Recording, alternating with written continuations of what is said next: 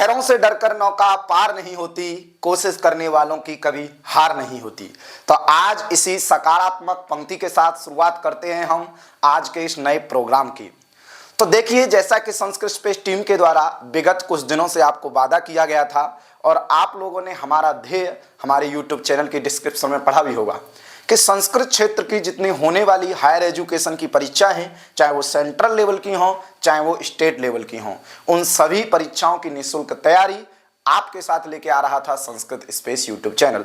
उसी वादे की कड़ी में आज मैं राहुल सारस्वत स्वागत करता हूं आपका।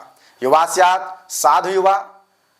साथियों, ये जानना अत्यंत आवश्यक है कि हम लोग किसी न किसी परीक्षा की जब तैयारी करते हैं तो उसके पीछे की जो रणनीति होती है, व्यक्ति तैयारी घर पर बैठ के कर सकता है, व्यक्ति किसी पाठशाला में जाके तैयारी कर सकता है, लेकिन उसके पीछे, चाहे वो घर बैठा हो चाहे वो किसी पाठशाला में हो, उसके पीछे कोई ना कोई मार्गदर्शक होता है, कोई ना कोई उसको प्रेरणा देने वाला होता है।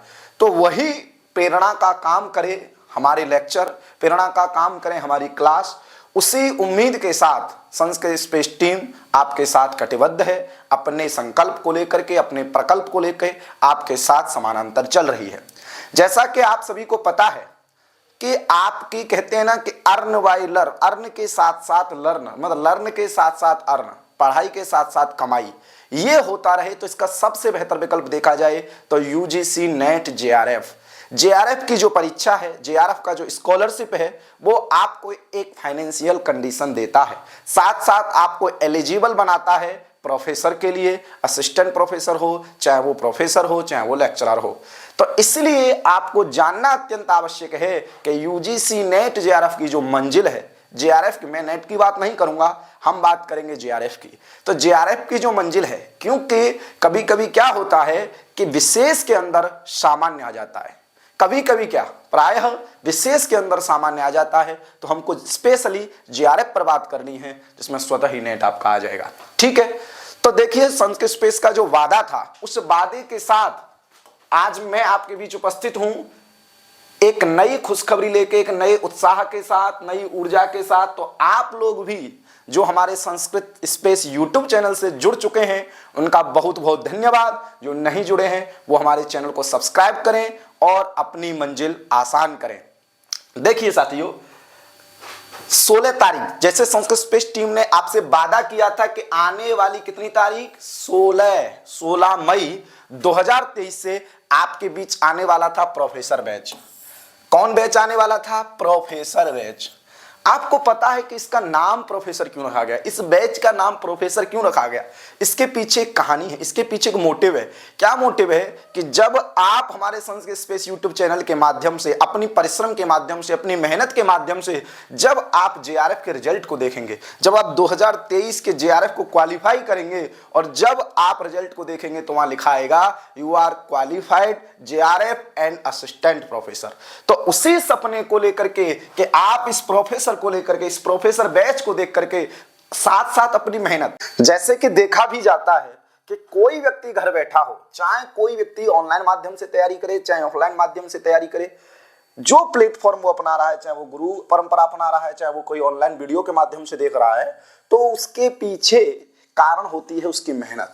तो आप मेहनत और परिश्रम के माध्यम से जब आप देखेंगे कि you are qualified JRF and assistant professor, तो उसमें कारगर ये भी होगा प्रोफेसर बैच। तो इस नाम के पीछे, क्योंकि नाम भी एक ऐसा होना चाहिए, नाम आपको एनर्जी प्रदान करता है, नाम आपको क्या करता है? एनर्जी प्रदान करता है। तो नाम जो होना चाहिए वो यौगिक होना चाहिए, व्युत्पन्न होना चाहिए, व्युत्पत्ति लभ्य अर्थ को जो प्रदान करे वो नाम होना चाहिए। उसी कड़ी में हमने इस बैच का नाम रखा है प्रोफेसर बैच, इस संकल्प के साथ कि आप जब अपना रिजल्ट देखें तो क्या हो, आपको पता चले कि you are qualified JRF and assistant professor. तो ये बैच हमारा किसके लिए है? तो 2023 जून में जो अभी परीक्षा होने वाली है, एनटीए के द्वारा जो डेट आई है उस पर हम बात करेंगे कि कब से कब तक फॉर्म डाला जाना है, कब से कब करेक्शन की डेट है और कब आपके एग्जाम की डेट है, और हमारे बैच में क्या क्या आएगा, कैसे कैसे आएगा, पूरा पाठ्यक्रम क्या है, पाठ्यक्रम की रणनीति कैसे तैयार करें, इन सब बातों को भी हम ध्यान में रखेंगे। तो आपको पता है Sanskrit space team professor batch लेके आ रही है। इससे पहले हमारे संस्कृति स्पेस यूट्यूब चैनल पर सीयूईटी पीजी की पूरा पाठ्यक्रम निःशुल्क पढ़ाया जा रहा है, अनवरत रूप से पढ़ाया जा रहा है, प्रश्नाभ्यास कराया जा रहा है। उसी कड़ी में आज दूसरा बैच, प्रोफेसर बैच आपके मध्य उपस्थित है संस्कृत स्पेस टीम के द्वारा। चलिए देखते हैं। आपको पता है कि जो यूजीसी नेट जेआरएफ का जो परीक्षा कराता है वो एनटीए कराता है। यूजीसी नेट जेआरएफ की जो परीक्षा कराता है वो कौन कराता है? एनटीए कराता है। तो इस एनटीए ने 10 मई को पब्लिक नोटिस निकाला था। 10 मई 2023 को पब्लिक नोटिस निकाला था और इसमें इंस्ट्रक्शन दिया था, इंफॉर्मेशन दिया था कि कब से हम परीक्षा लेंगे, कब से कब फॉर्म भरा जाएगा, स्टार्ट डेट क्या है, एंड डेट क्या है और कितनी फीस रहेगी, कैसे कैसे होगा, कब कब परीक्षा होगी, इन सब बातों को उसने बताया था। तो आपको पता है कि इसके जो फॉर्म है लिखा है submission of online application form. तो आपको पता है कि 10 मई से ये स्टार्ट हो चुके हैं। ठीक है, आज 16 तारीख है। पिछले 5 दिनों से ये फॉर्म स्टार्ट हो चुके हैं। कुछ लोगों ने भर दिए होंगे और जिन लोगों ने नहीं भरे हैं वो 31 मई 2023, 31 मई 2023 का मतलब है कि मई का जो लास्ट दिन है। और मैं कहूंगा कि आप मई लास्ट दिन सुन करके आप 28 रखिए, 28 मई तक आप अपने फॉर्म भर दीजिए। कभी कभी क्या होता है कि आप लास्ट दिन के भरोसे रहते हैं और सर्वर इतना डाउन रहता है, साइट इतनी बिजी रहती है, जिसकी वजह से आपका फॉर्म छूट जाता है। ठीक है, तो जिन लोगों ने, क्या होता है कि 2 बार में आप फॉर्म भरिए, पहले रजिस्ट्रेशन कर दीजिए, उसके बाद 2-3 दिन बाद आप अपना फॉर्म भर लीजिएगा। ठीक है, 31 मई को शाम को 5 बजे तक साइट खुली रहेगी, तब तक आप फॉर्म भर सकते हैं। ऐसा मत करिए कि जाकर के शाम को 5 बजे ही बैठे, नहीं भरा जाएगा। ठीक है, तो 10 मई 2023 से प्रारंभ हो चुका है। लास्ट डेट इसकी इसी महीने का अंतिम दिन 31 मई 2023 है। ठीक है, अब देखिए एक बात होती है कि ये तो आपने रजिस्ट्रेशन कर लिया, अपना फॉर्म फिल कर दिया, एक उसमें ऑप्शन होता है फी पेमेंट का, आपको फीस पेमेंट करना है। तो फीस पेमेंट के लिए एनटीए ने क्या समय दिया है? आपको समय दिया है 1 जून रात को 11:50 तक। 1 जून मतलब 31 मई तक आप फॉर्म भरिए। अगर आपका फी पेमेंट वाला ऑप्शन बचा है तो उसको आप 1 जून में 11:50 रात्रि 11:50 तक भी कर सकते हैं। ठीक है, तो आपने फॉर्म भर लिया। तो मेरा मानना यह है कि आप जिन लोगों ने फॉर्म भर लिया है वो तैयारी में लग जाइए। क्यों? क्योंकि देखो एक वाक्य है, योर लिमिट इज यू, आपकी सीमा आप खुद हैं। आज परीक्षा से पहले 10 मई को नोटिफिकेशन आया, 10 मई से पहले आप 8 घंटे सोते थे, 10 घंटे सोते थे, वो अलग चीज थी। लेकिन जब व्यक्ति 24 घंटे सोना चाहेगा तो उसको 24 घंटे भी नींद आएगी, और वो परीक्षा को देख करके 5 से 6 घंटे भी सोएगा, वो भी उसके लिए काफी होगा, तब भी वह स्वस्थ रहेगा। मेरा कहने का मतलब ये नहीं है कि आप नींद न लें। एक अच्छी पढ़ाई के लिए, अच्छे स्वास्थ्य के लिए नींद बहुत आवश्यक है, लेकिन ये ध्यान रखिएगा, योर लिमिट इज यू, आपकी सीमा आप खुद हैं। आपको नींद 8 घंटे में भी पूरी नहीं होगी और कहने को आपकी नींद 6 घंटे में भी पूरी हो जाएगी। तो आपको अपना माइंडसेट परीक्षा के हिसाब से तैयार करना है। जो आप 10 से पहले थे वो दिनचर्या आपको बिल्कुल नहीं अपनानी है। और हम बात करेंगे कि रणनीति कैसी होनी चाहिए, उसमें मैं आपको खुद बताऊंगा। ठीक है, तो 1 जून 2023 को आप फीस कर सकते हैं। उसके बाद एक होता है करेक्शन। क्या होता है? करेक्शन दा। ठीक है, पर्टिकुलर करेक्शन करना है, अर्थात आपसे कोई मिस्टेक हो गया है, नाम गलत हो गया है, टाइटल गलत हो गया है, पता गलत हो गया है, ठीक है, डेट ऑफ बर्थ गलत हो गया है। तो इस सब करेक्शन के लिए आपको एनटीए समय देता है 1 दिन का। ठीक है, 31 तारीख को आपके फॉर्म खत्म होंगे, 1 जून तक आप फी पेमेंट कर सकते हैं, अर्थात फाइनल सबमिशन कर सकते हैं। 2 से 3 जून जो आएगी उसमें आपके करेक्शन का टाइम रहेगा वही 11:50 तक, अर्थात 3 तारीख के 11:50 तक। 2 जून 2023 से लेकर के 3 जून 2023 11:50 रात्रि तक, मध्य रात्रि तक आप करेक्शन कर सकते हैं, अपने फॉर्म में सुधार कर सकते हैं, फिर से साइट ओपन की जाएगी। अब बात आती है कि announcement of city of exam centre, अर्थात आपके जो एग्जाम सेंटर होते हैं, जो सिटी होती है कि आपका परीक्षा पेपर किस जगह है, जिससे आप टिकट कर सकें कि कोई दिल्ली में है उसको बनारस जाना है, जो बनारस है उसको दिल्ली आना है, लखनऊ जाना है, कोई दूर दूर जाना है, जो अपने गांव से फॉर्म भरा है तो गांव में सेंटर नहीं है, उसको कहीं और जगह जाके पेपर देना है, तो जो एनटीए अनाउंसमेंट करेगा अर्थात एग्जाम सेंटर बताएगा आपको, तो वो कब बताएगा? तो जून के फर्स्ट वीक में। ठीक है, शुरुआती 10 दिनों में ये आपको क्या कर देगा? एग्जाम सेंटर बता देगा, जिससे आप अपनी टिकट कर सकते हैं। अब परीक्षा देने के लिए क्या महत्वपूर्ण होता है? तो एडमिट कार्ड, प्रवेश पत्र, यूजीसी नेट जेआरएफ के लिए जो आपका प्रवेश पत्र निकलेगा 2023 का, वो निकलेगा सेकंड वीक। ठीक है, फर्स्ट वीक में क्या होगा, करेक्शन। फर्स्ट वीक में करेक्शन नहीं, अनाउंसमेंट, सिटी अनाउंसमेंट, आपका किस जगह पेपर है ये फर्स्ट वीक में होगा। सेकंड वीक में क्या होगा आपका, तो एडमिट कार्ड आएगा। ठीक है, एडमिट कार्ड। अब आता है कि एग्जाम की डेट, अर्थात कितनी डेट से पहले आपको परीक्षा के लिए तैयार रहना है, अपने कंधे मजबूत रखने हैं। वो है 13 जून से 22 जून। ठीक है, तो 13 जून से 22 जून हो सकता है आपका पेपर 21 को भी पड़ जाए और हो सकता है आपका पेपर 15 को भी पड़ जाए। ठीक है, तो आपको ध्यान रखना है कि 13 तारीख से पहले, मैं कहूं तो 15 जून से पहले आपको अपने कंधे मजबूत इतना कर लेने हैं कि हमको किसी रेस में दौड़ा दीजिए, हम क्वालिफाई कर जाएंगे। ठीक है, तो 13 जून से 2023 22 जून 2023 तक आपको क्या करना है, पेपर की डेट आपके बीच आ जाएगी और आपके एग्जाम निर्धारित हो जाएगा कि इस तारीख को आपका। ठीक है, ये ध्यान रखिएगा। उसमें आप फीस की बात कर लेते हैं कि फीस किस हिसाब से है। तो जो लोग जनरल कैटेगरी से हैं, ठीक है, हाँ एक बात और बता दे रहा हूं कि जो करेक्शन है वो ध्यान से, करेक्शन सबका होगा लेकिन कैटेगरी का करेक्शन नहीं होता है। तो इसलिए आप अपने फॉर्म भरते समय ध्यान रखिएगा। सभी लोग सीयूटी पीजी एग्जाम को देख करके पिछले साल एडमिशन लिए हैं, या कुछ लोग पहले एंट्रेंस एग्जाम दे करके एडमिशन लिए हैं। तो एंट्रेंस एग्जाम का फॉर्म आपने भरा है, शेष वही प्रणाली होती है, वही प्रक्रिया होती है फॉर्म भरने की, कोई ज्यादा बड़ी वाली बात नहीं है। उसके बाद हमारे आप मेल हमारा है संस्कृत sanskritSpace8@gmail.com। कोई आपको सुझाव चाहिए, कोई समस्या आ रही है तो आप मेल कर सकते हैं। बाकी हमारा नंबर आपको डिस्क्रिप्शन में मिल जाएगा, वहां पर भी जाकर के आप कॉल करके कोई सुझाव ले सकते हैं। लेकिन इतना ध्यान रखिएगा कि आप फॉर्म भरते समय कैटेगरी का विशेष ध्यान दें। आपकी जनरल कैटेगरी है, आपकी ओबीसी कैटेगरी है, एससी है, एसटी है, जो भी कैटेगरी है उस कैटेगरी को आपके आधार कार्ड के अनुसार वहां पर डालें। नहीं तो दिक्कत ये होगी, करेक्शन कैटेगरी में नहीं होता है, बिल्कुल नहीं होता है, और जिसकी वजह से आपका रिजल्ट रुक सकता है।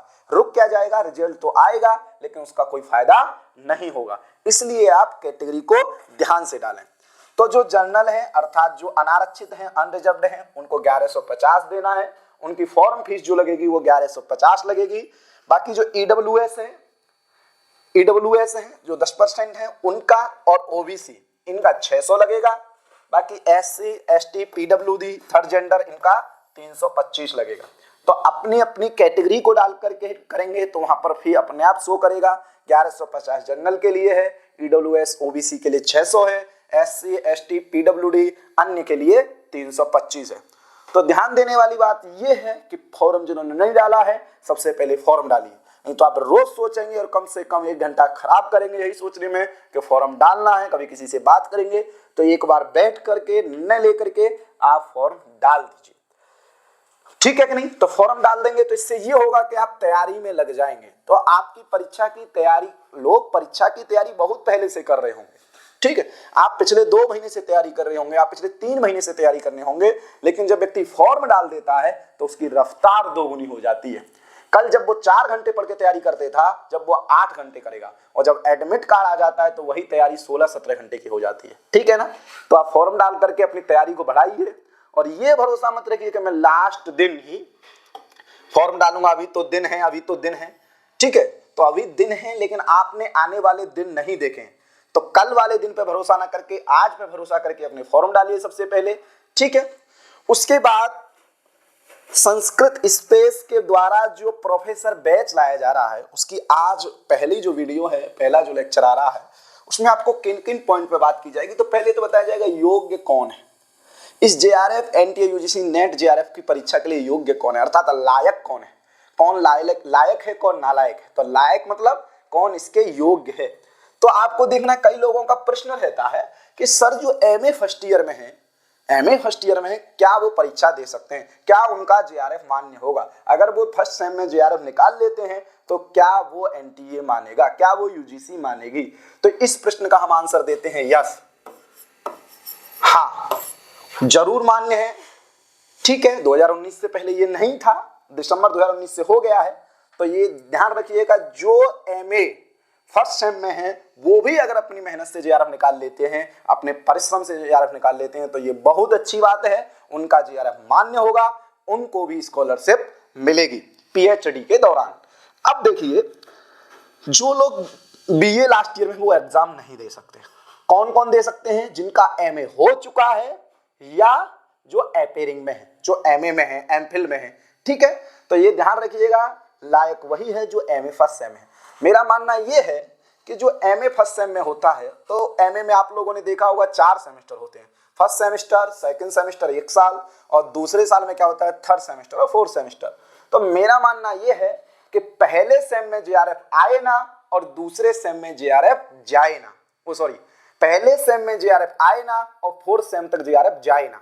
समझ में आया मेरी बात? मैं ऐसा क्यों कह रहा हूं? मैं इसलिए कह रहा हूं कि जो लोग फर्स्ट सेम में फॉर्म नहीं भरते हैं वो बहुत बड़ी गलती करते हैं, ठीक है। फर्स्ट सेम में, एमए के फर्स्ट सेम में आपका 1000, 1500, 500 रुपए से कुछ नहीं होगा, लेकिन आप परीक्षा हॉल से जब निकलेंगे तो एक एक्सपीरियंस लेके निकलेंगे। आपकी तैयारी नहीं है वो अलग बात है, समझ में आ रहा है कि नहीं? क्योंकि जेआरएफ का कोई अटेम्प्ट नहीं है, कोई नेगेटिव मार्किंग नहीं है, ठीक है। कभी कभी आपका लक काम कर जाता है, तो आप कहें कि मेरा पूरा सिलेबस कवर नहीं हुआ है, कोई बात नहीं, आप फॉर्म डालिए, 1500 खर्च करिए और एग्जाम हॉल का जो तापमान है उसको देख के आइए, ठीक है, एक्सपीरियंस को लेके आइए। इससे क्या हो, कम से कम नेट तो होगा। तो आप फर्स्ट सेम में जरूर फॉर्म डाला करें। जो कहते हैं कि नहीं अब सेकंड सेम में डालेंगे, परीक्षा दोबारा दिसंबर में होगी, डालेंगे, तो ऐसा मत सोचिए। इस बार भी आप फॉर्म डालिए और तैयारी करिए, क्योंकि कम से कम नेट होगा और आपका लक ठीक हुआ, बेहतर तैयारी हुई तो आपका जेआरएफ अवश्य होगा।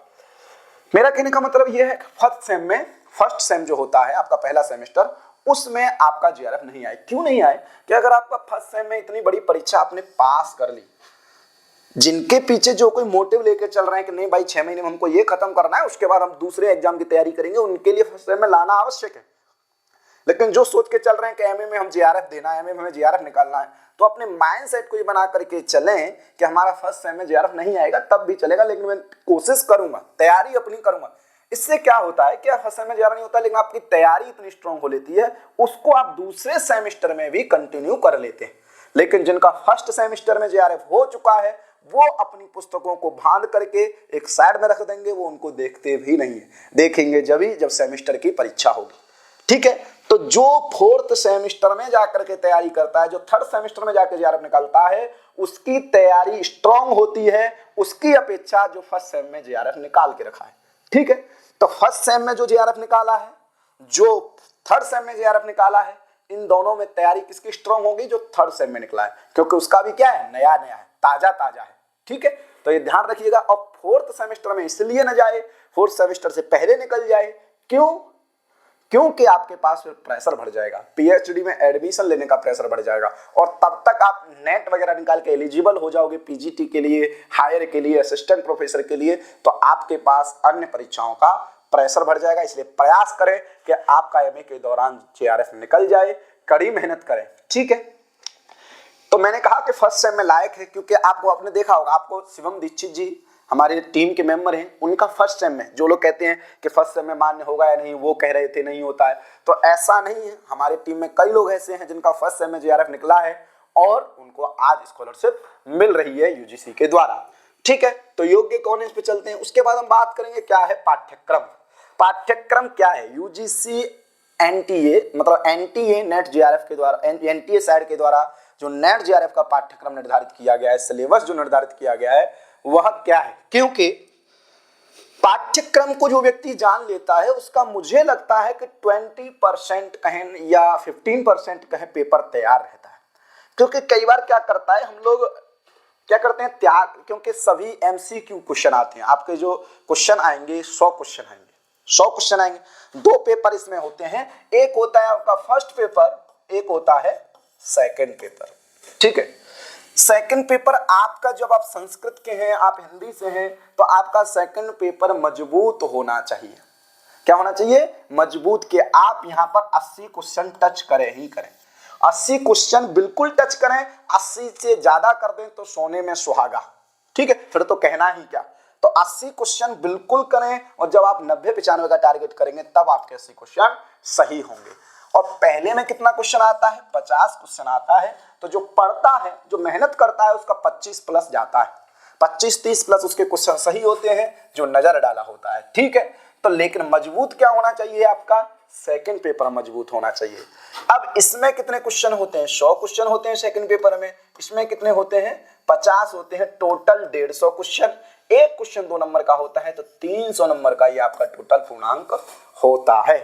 तो पाठ्यक्रम में को आप अच्छे से जान लोगे तो एमसीक्यू क्वेश्चन जब रहेंगे, जैसे मैं आपको बताऊंगा अभी आगे कि कई आपको पता है कि सिलेबस में क्या क्या लगा है। अगर आउट ऑफ सिलेबस का कोई ऑप्शन दिया है तो आप उसको हटा सकते हैं क्योंकि हमारे सिलेबस में नहीं लगा, ठीक है। जैसे कोई पंक्ति पूछ ली कि ये किस उपनिषद से है और आपको दे दिया ऐतरेय उपनिषद, आपको दे दिया मुंडको उपनिषद, तो ये हमारे सिलेबस में नहीं लगे हैं, तो ये पंक्ति सिलेबस से बाहर की पूछी जाएगी। अगर ऐसा तो नहीं है, क्योंकि वहां ऐसे भी ऑप्शन होंगे जो आपके सिलेबस से होंगे और ऐसे ऑप्शनों को, विकल्प को आप हटा सकते हैं जो आपके सिलेबस में नहीं है, इसलिए आपको सिलेबस पता होना चाहिए।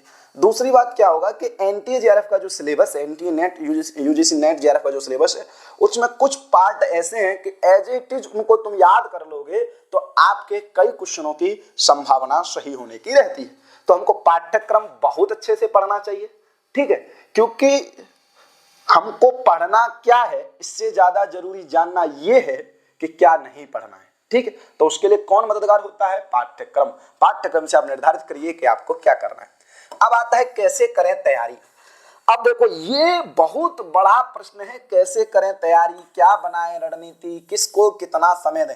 ये जो 3 पॉइंट है ना, ये जून वाले 2023 जून के लिए बहुत महत्वपूर्ण है। क्यों, डेट दे रखी है 12 से 22, एनटीए ने क्या डेट दे रखी है, 12 से 22 दिन। आपके पास कितने हैं कि आप गिनतियों पे गिन सकते हैं, उंगलियों पर आप गिन सकते हैं। तो इसलिए अब समस्या ये आएगी कि सिलेबस इतना सागर की तरह, इतना विशाल सिलेबस है, इतना विशाल पाठ्यक्रम है, जिसमें पूरी संस्कृत एग्जाम की, संस्कृत क्षेत्र के जितनी परीक्षाएं होती हैं उन सब का सिलेबस इस 25 कोड के सिलेबस में समा जाता है।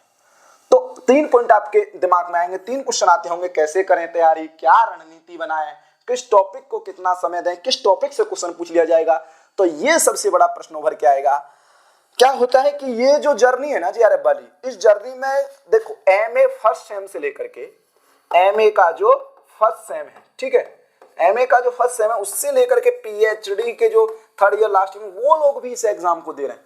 तो एक जनरेशन का पेपर नहीं है ये कम से कम जो एमफिल में है, जो 2nd ईयर में है, जो 4th सेम में है, 3rd सेम में है, तो कई जनरेशन मिलकर के, क्योंकि यार 6 महीने की जनरेशन बनती है, समझ में आएगा, 6 महीने की। जो व्यक्ति एमए में अभी आया है, फ्रेशर है, वो दे रहा है, और जो एमए का 3rd सेम में है वो भी दे रहा है, तो उसकी तैयारी ज्यादा होगी। और ऐसा नहीं है कि वो सीट बढ़ा देता है, ऐसा नहीं। तो ये ध्यान रखिएगा कि आपको घबराना नहीं है और अपनी तैयारी को बहुत मजबूत करना है, रणनीति के साथ तैयारी करना है, माइंड मैप के साथ तैयार करना है, स्ट्रॉन्ग विचारों के साथ करना है, ठीक है। तो हम ये भी बात करेंगे कैसे करें तैयारी, क्या बनाए रणनीति, किसको कितना समय दें। तो देखिए ये सब हमारे पाठ्यक्रम है, कैसे करें तैयारी, क्या बनाए रणनीति, किसको कितना समय दें। तो इन तीनों को हम सिलेबस पर डिस्कस करेंगे। पहले हम जानेंगे कि हमारा यूजीसी नेट जेआरएफ का पाठ्यक्रम क्या है, सिलेबस क्या है, तब हम इसको देखेंगे। चलिए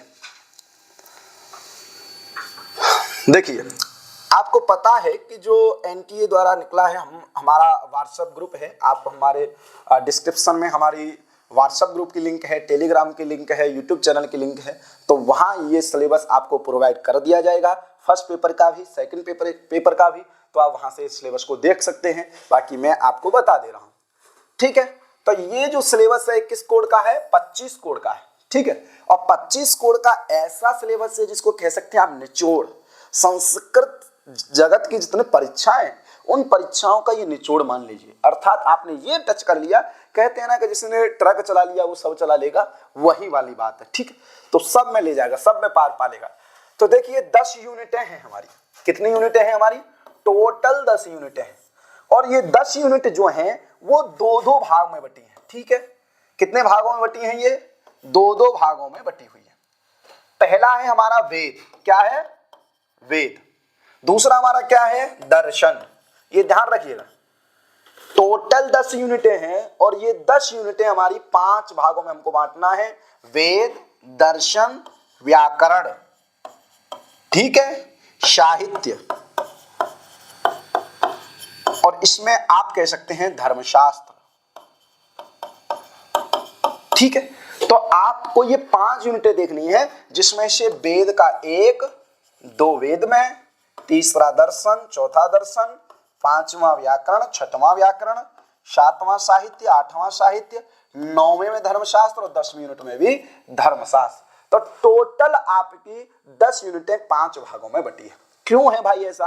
तो देखिए, वेद के 2 भाग इन्होंने किए, यहाँ पर सामान्य जानकारी आपको चाहिए। जो आपकी यूनिट पहली में है वो सामान्य जानकारी रहेगी, ठीक है। जो विषम संख्या वाली है, जैसे 1 हुआ, 3 हुआ, 5 हुआ, 7 हुआ, 9 हुआ, ठीक है। जो विषम संख्या वाली यूनिटें हैं, चाहे पहला हो, तीसरा हो, 5वां हो, 7वां हो, 9वां हो, ये सब सामान्य से है, ठीक है। जैसे इसमें वेद सामान्य, इसमें दर्शन सामान्य, सामान्य मतलब आपको प्राथमिक जानकारी होनी चाहिए। इसमें व्याकरण सामान्य, ठीक है। इसमें करेंगे तो साहित्य सामान्य, ठीक है, धर्मशास्त्र सामान्य, क्लियर। तो आपको सामान्य जानकारी होनी चाहिए। लेकिन जो सम संख्या वाली है, जैसे वेद में दूसरी, दर्शन में चौथी, व्याकरण में 6वीं, साहित्य में 8वीं और धर्मशास्त्र में 10वीं, ये विशेष ज्ञान होना चाहिए। जो एनटीए द्वारा पाठ्यक्रम में जो बुक निर्धारित की गई है, उन निर्धारित बुकों का, उन डिसाइडेड बुकों का क्या होना चाहिए, विशेष ज्ञान आपको होना चाहिए, ठीक है। अब विशेष देखो, सामान्य ज्ञान एक ऐसा टॉपिक होता है कि सामान्य को निर्धारित करना बड़ा मुश्किल होता है। कितना सामान्य, एनटीए कितने को सामान्य, सामान्य व्यक्ति हैं, उस कितना क्षेत्र है उस सामान्य के नहीं कह सकते, लेकिन इतना होना चाहिए कि उसको प्राथमिक जानकारी आपको होनी चाहिए। और विशेष जानकारी यह है कि आपको पद, पदा, टीका, टिप्पणी इत्यादि जो नेट सिलेबस में लगा है उसकी जानकारी आपको होनी चाहिए, ठीक है। तो 5 यूनिट हमने की है, वेद, दर्शन, व्याकरण, साहित्य, ठीक है। अब देखिए, मैं आपको सिलेबस बता दे रहा हूं। तो हमारा जो इकाई पहली है, अर्थात यूनिट 1, इसको कहेंगे यूनिट 1। तो यूनिट 1 जो है, इसमें क्या क्या लगा है और किसकी, देखो यूनिट मैंने कहा ना, लिखा है वैदिक साहित्य का सामान्य परिचय। पहली यूनिट का नाम, मतलब जो आपका मैंने कहा ना 5 भाग हैं, तो इसमें से पहली जो 2 यूनिटें हैं उसका नाम है वैदिक साहित्य। पहली 2 यूनिटों में आपको वैदिक साहित्य पढ़ना है, और उसमें जो पहली यूनिट है उसका नाम है वैदिक साहित्य का सामान्य परिचय। तो वैदिक साहित्य में सामान्य परिचय में आप क्या जानेंगे? तो सबसे पहला टॉपिक इसने दिया वेदों का काल। आपको क्या पता होना चाहिए? वेदों का काल पता होना चाहिए। अब वेदों का काल ये टॉपिक इसने कह दिया, तो आपको इतने पर ही ध्यान नहीं देना है। वेदों का काल एनटीए ने निर्धारित कर दिया है कि आपको किन किन व्यक्तियों का वेदों का काल देखना है, किन किन व्यक्तियों का। तो कहा मैक्स मूलर का देख लीजिए, ए वेबर का देख लीजिए, जैकोबी का देख लीजिए, बाल गंगाधर तिलक का देख लीजिए, एम विंटरनिट का देख लीजिए। और जो भारतीय परंपरागत विचार हैं, जैसे भारतीय में तो सामान्यतया इसको क्या माना जाता है, सृष्टि के आदि से ही माना जाता है, अपौरुषीय माना जाता है, ठीक है। तो आपका वेदों का कार्य बता दिया है कि इन 5 व्यक्ति, मैक्स मूलर, ए वेबर, जैकोबी, बाल गंगाधर तिलक और एम विंटरनिट, तो इन 5 व्यक्तियों का आपको वेदों का निर्धारण करना है। अब इसके लिए आपको कोई बुक उठाने की आवश्यकता नहीं है। आप इस टॉपिक से जो प्रीवियस ईयर में क्वेश्चन आए हैं वो हम आपको बताएंगे भी, उनको भी आप देख लेंगे। और हमारी कल या परसों में पहली वीडियो वेदों के काल से ही आएगी, तो उसमें इतनी पर्याप्त जानकारी है, ना कोई पिछला प्रश्न उसमें छूटेगा, ना आगे आने वाला संभवतः छूटेगा। तो इसलिए इस पे कोई बुक आपको प्रॉपर पढ़ने की आवश्यकता नहीं है, आप इसको नोट्स इत्यादि से भी पढ़ सकते हैं, ठीक है। तो ये हो गया। दूसरा आता है संहिता साहित्य। संहिता साहित्य हमारे विमलेश जी आपके बीच लेके आएंगे। और संहिता साहित्य में आपको पढ़ना क्या है? आपको पता है कि 4 संहिताएं हैं, ठीक है। ऋग्वेद है, यजुर्वेद है, सामवेद है, अथर्ववेद है। इन चारों संहिताओं में देखो, वैसे वेद के जो 4 भाग किए गए थे उसमें यही भाग किए गए थे ना, संहिता भाग, ब्राह्मण भाग, आरण्यक भाग, उपनिषद भाग। तो संहिता साहित्य देखो, किसी भी सिलेबस को पढ़ने के, मैं अपना व्यक्तिगत अनुभव बता रहा हूं कि किसी भी सिलेबस को पढ़ने के लिए आप टॉपिक से मत भागिए, आपको देख लिए, क्योंकि हर टॉपिक को आप छुएंगे तो आपकी बेहतर तैयारी रहेगी। आपने देख लिया कि संहिता साहित्य लगा है, आप संहिता साहित्य में सब पढ़ गए, ब्राह्मण आरण्यक सब नहीं, टॉपिक जो लगा है, मैंने कहा ना वेद के ही 5 भाग किए, ब्राह्मण भाग, आरण्यक भाग, उपनिषद भाग, 4 भाग किए, एक संहिता भाग। तो संहिता भाग में सिर्फ संहिता को पढ़िए, ठीक है। संहिता साहित्य में क्या क्या पढ़ना है ये विमलेश जी आपको बताएंगे। तो संहिता साहित्य में आपको ब्राह्मण साहित्य को अलग रखना है, आरण्यक साहित्य को अलग रखना है, उपनिषद साहित्य को अलग रखना है। बस में ये पढ़ना है देवता कौन है, विभाजन किस प्रकार से किया गया है, आचार्य कौन है, देवता कौन है, ऋषि कौन है, इसके ऋत्विक कौन है और क्या क्या इनकी विषय वस्तु है, ठीक है। ये आपको जानना होगा। उसके बाद इस पे आगे चर्चा करेंगे विमलेश जी आपसे, ठीक है। उसके बाद आता है संवाद सूक्त। जैसा कि आपको जानते हैं, आपको जानकारी है कि ऋग्वेद में सूक्त प्राप्त होते हैं। ऋग्वेद में स्तुति जिनके द्वारा की जाती है, संवाद सूक्त भी हैं, दार्शनिक सूक्त भी हैं, व्यावहारिक सूक्त भी हैं, लौकिक सूक्त भी हैं। तो उन सूक्तों में संवाद सूक्त 4 लिए एनटीए ने, एक लिया पूर्वा उर्वशी, एक लिया यमयमी, एक लिया शर्मा पड़ी, एक लिया विश्वामित्र नदी।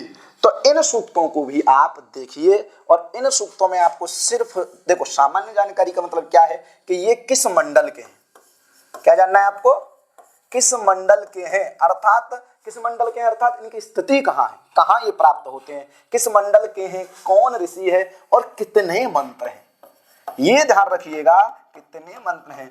बाकी मेरा ये उद्देश्य नहीं, मैं आपको बस सिलेबस पर एक नजर डालना चाहता हूं।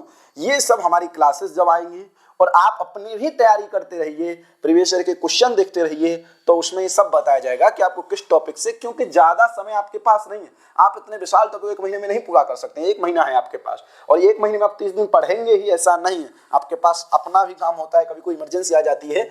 इसलिए ये ध्यान रखना है कि इसमें कितने मंत्र हैं, ये जरूर ध्यान रखिएगा, इसमें कितने मंत्र हैं। आपकी किस्मत सही रही तो इससे ही आपका क्वेश्चन आएगा, किसमें कितने मंत्र हैं, किस मंडल का इसकी स्थिति क्या है, कौन से मंडल का कौन सा सूक्त है, किस मंडल का कौन से नंबर का ये सूक्त है। इसके देखो देवता ऋषि आपको याद नहीं करनी, यही है पूर्वा उर्वशी यमयमी शर्मा पड़ी विश्वामित्र नदी। विश्वामित्र नदी में किन नदियों की विपाट शतुद्री, किन नदियों की चर्चा हुई है और कुछ पंक्तियां होती हैं, पंक्तियां, ठीक है।